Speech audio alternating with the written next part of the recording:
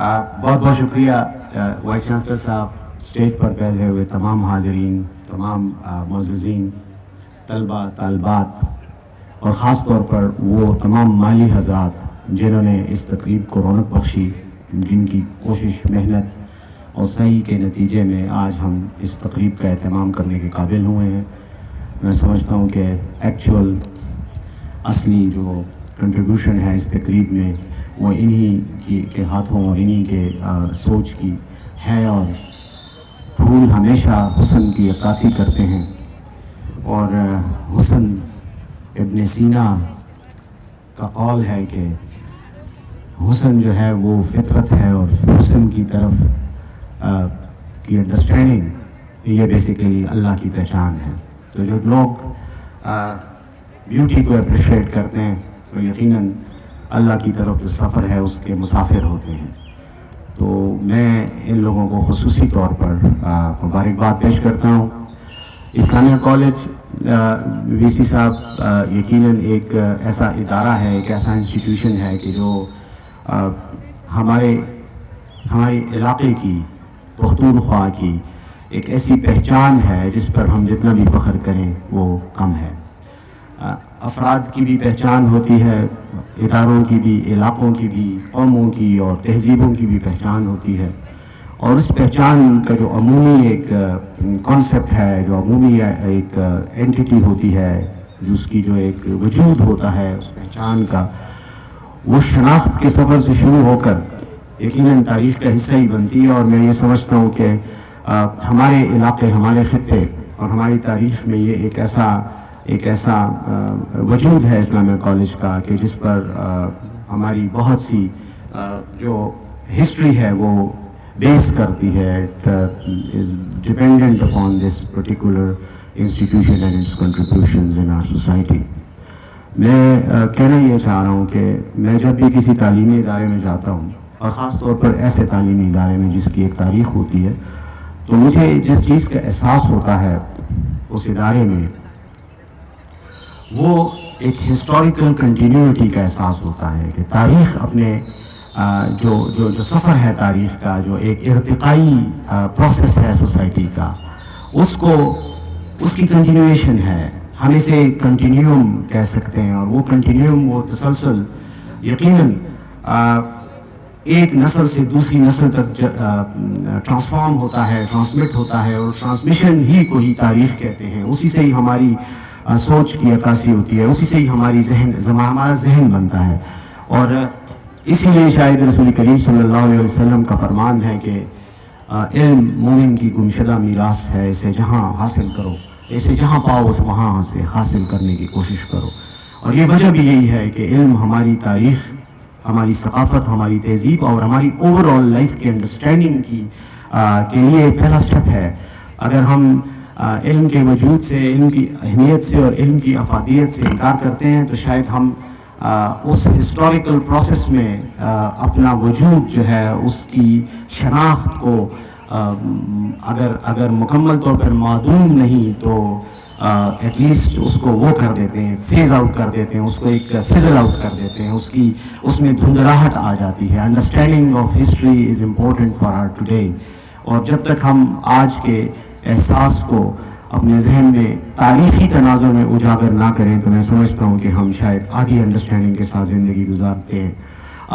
मैं इसीलिए तालीमी इदारों की अफादियत की बात करता हूँ कि यहाँ से नस्लें गुजरती हैं, तालीम हासिल करती हैं, बाहर जाती हैं, अपने तजुर्बात से लाइफ में मज़ीद निखार पैदा करती हैं, अपनी लाइफ में भी और कौमी लाइफ में भी।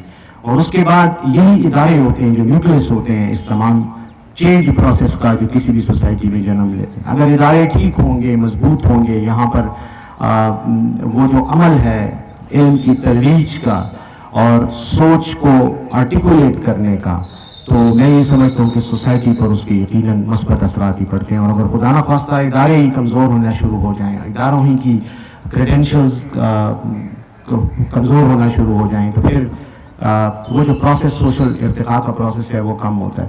یہاں میں اسی لیے یہ باتیں کرنے کی میں کوشش یہ کر رہا ہوں کہ یہاں پر کچھ طلبہ بھی ہیں جو شاید میری آواز سن رہے ہیں اور بات کر رہے ہیں، ان سے میں بات کرنا چاہ رہا ہوں. اور خاص طور پر جن طلبہ نے، خاص کر طالبات نے، کیونکہ مجھے زیادہ تر طالبات ہی نظر آئی ہیں جنہوں نے یہ مختلف قسم کی اپنی کنٹریبیوشنز یہاں پر اور اپنی کریٹیو جو کوالٹیز ہیں ان کی تخلیقی صلاحیتوں کا اظہار ان مختلف چیزوں کے ذریعے کیا ہے. میں جب ان کا وزٹ کر رہا تھا تو مجھے یقیناً اس بات کا سے خوشی ہوئی کہ کنزرویشن آف نیچر اور کنزرویشن آف آر پاسٹ جو ہے وہ وہی فیکٹر ہے کہ جو میرے خیال میں تعلیمی اداروں کا بھی ایک رول ہے سوسائٹی میں، اس کی عکاسی یہاں ہوتی ہے. یہاں پر ان بچوں نے پرانی چیزوں کو اٹھا کر ان کو پینٹ اور پالش کر کے ان کو ایک اچھی شکل میں پیش کیا ہے.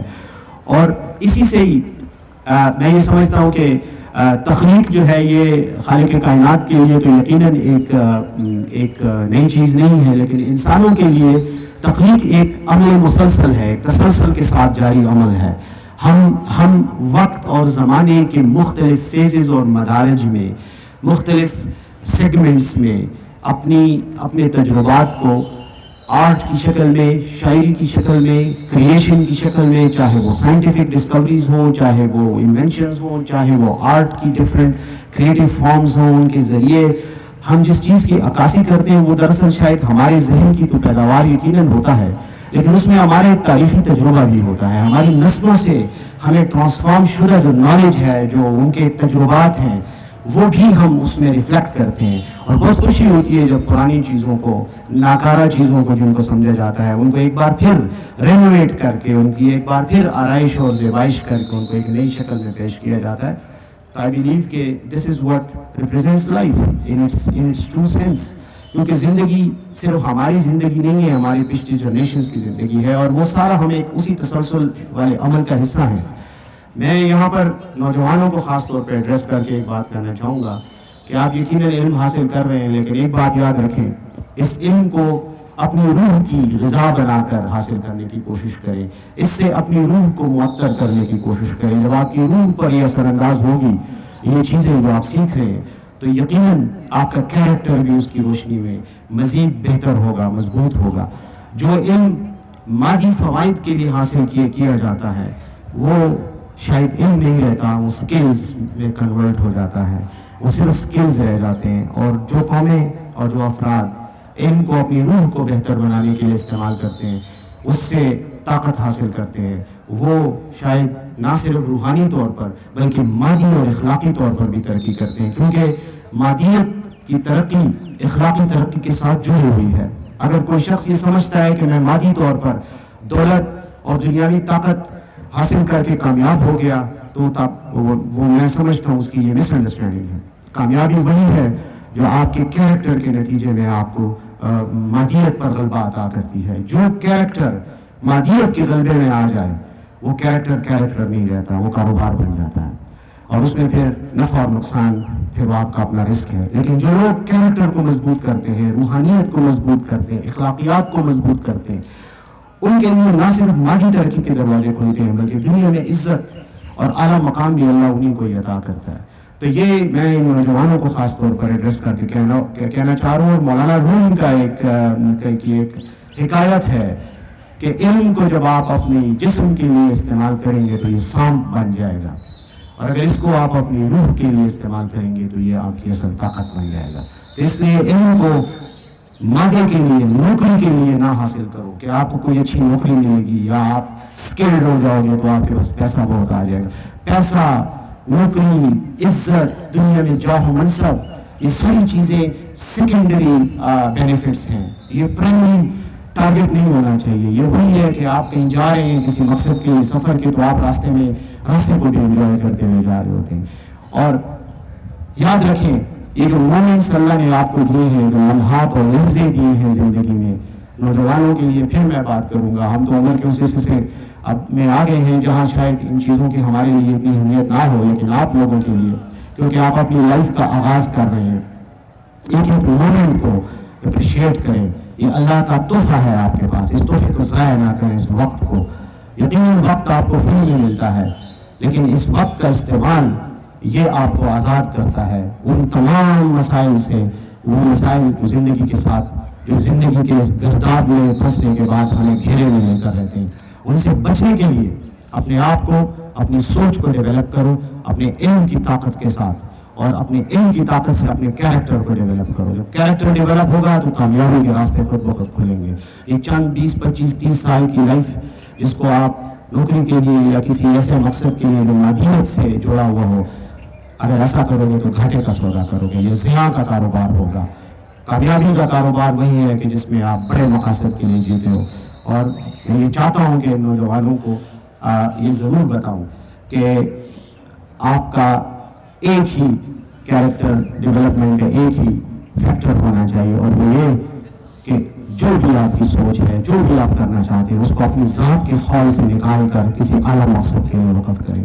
وہ مقصد انسانیت کا بھی ہو سکتا ہے، وہ مقصد آپ کے ملک کی ترقی جس میں یقیناً پھر انسانیت آ جاتی ہے، یہ ہونا چاہیے. جب آپ اپنی ذات سے بالاتر ہو کر سوچو گے تو آپ کا عمل خود بخود ان کوآرڈینیشن ود یور آبجیکٹیو آ جائے گا. اور جب آپ کا آبجیکٹیو اور اس میں سنکرونائزیشن آ جائے گی تو کامیابی کے راستے آپ کے لیے اتنی تیزی سے کھلیں گے کہ آپ کو یقین نہیں آئے گا. اس لیے اس چیز کو ضرور فیکٹر ان کرتے ہوئے اپنی پلاننگ کا حصہ بناؤ. اگر اس کے بغیر پلاننگ کرو گے تو وقت تو آپ پہ بھی گزر جائے گا، اور وقت ان لوگوں پہ بھی گزر جاتا ہے جو کامیابی کی طرف جاتے ہیں. تو میں یہ آپ کو یہی کہوں گا کہ don't waste this time. Time کی قدر کرو. یہ آپ کے لمحات ہیں، اور ان لمحات کا کلیکٹیو آپ کا لائف ہے، آپ کی لائف ہے. تو اس لیے وہ جیسے کہتے ہیں کہ life is a continuum of moments, تو ان مومنٹس کو، ان کی قدر کرو، ان لحظوں، ان لمحات کی قدر کرو تو یہ وقت آپ کی قدر کرے گا. اور وہ اقبال کا شعر ہے کہ حالات و مقامات پہ موقوف ہے سب کچھ، حالات و مقامات پہ موقوف ہے سب کچھ، ہر لحظہ ہے سالک کا زمان اور مکان. اور یہ time and space, temporal and special کے ڈائنامکس کے اندر رہتے ہوئے ہم زندگی گزار رہے ہیں. جب اس کا ادراک ہو جائے گا تو یقین کرو زندگی کی کامیابی کے دروازے آپ کے لیے کھول جائیں گے. آپ نوجوان ہیں، میں آپ کو زیادہ کچھ دے نہیں سکتا، نہ آپ کے ساتھ کوئی زیادہ کوئی اور بات کروں گا، لیکن اتنا ہی کہوں گا کہ ہمارے تجربات، میں اپنے ذاتی تجربات کو سامنے رکھتے ہوئے یہ کہوں گا کہ زندگی کے آخری دنوں کے بارے میں یہ ضرور سوچو کہ جب اس ٹائم پہ آؤ گے جب آپ کی پوٹینشیلٹیز کمزور ہونی شروع ہو جائیں گی، تو اس وقت جب آپ پیچھے مڑ کے دیکھو تو ریگریٹس آپ کی لائف میں نہ ہو، کسی چیز پر آپ کو افسوس نہیں ہونا چاہیے.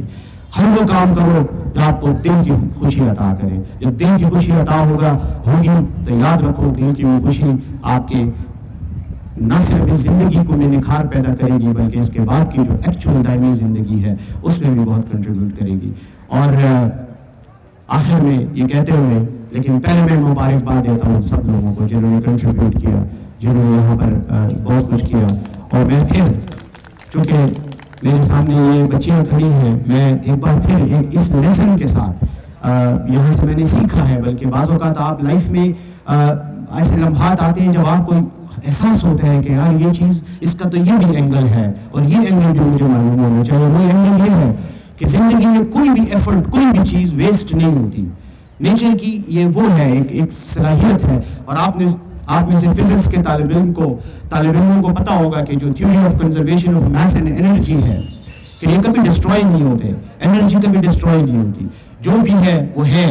اسی طرح میٹیریل جو ہے، میٹیریل ٹرانسفارمیشن، انرجی اور اس کی یہ جو ریلیشن شپ ہے یہ بھی کبھی ڈسٹروائے نہیں ہوتا. یہ ہوتا ہے ایک چیز جو مادے میں آج سے 200 سال پہلے تھی، آپ جب اس کو اٹھا کر اپنے سامنے رکھتے ہو تو آپ ان تمام یادوں کو ریکریٹ کرتے ہو، ریجنریٹ کرتے ہو جو آپ کے لیے آج کے وقت میں ضروری ہے.